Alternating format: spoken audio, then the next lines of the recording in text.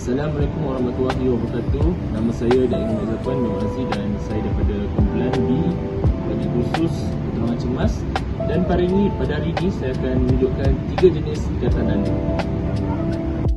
Baiklah, kita akan mulakan dengan balutan yang pertama, iaitu balutan di bahagian tangan, di mana kita akan selitkan kain nandoh di bawah bahagian tangan dan seterusnya kita akan lilitkan, seterusnya mengikatnya di bahagian leher dengan ikatan jenis ikatan buku sila. Kerana ikatan buku sila amatlah mudah untuk diikat serta mudah untuk dileraikan.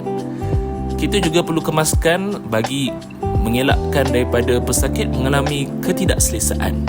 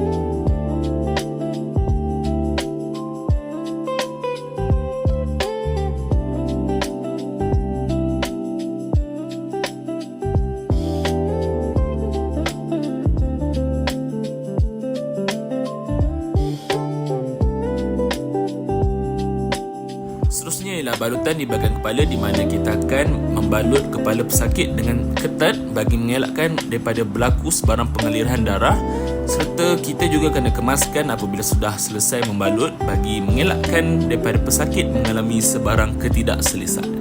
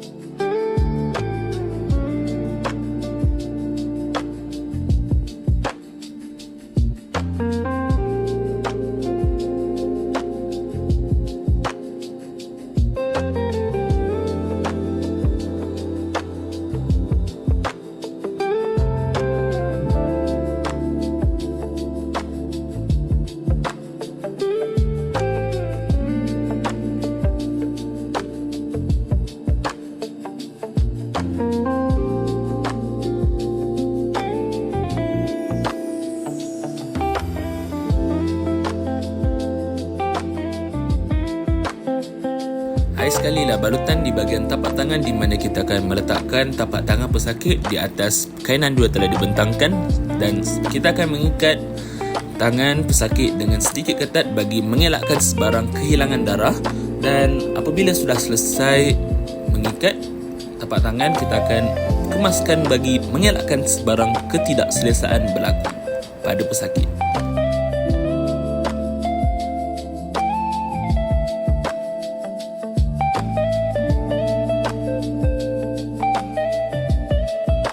Itu sahaja daripada saya. Saya mengharapkan agar video ini dapat memberi manfaat dan mendidik masyarakat tentang perkara yang perlu dilakukan sekiranya perkara sebegini terjadi.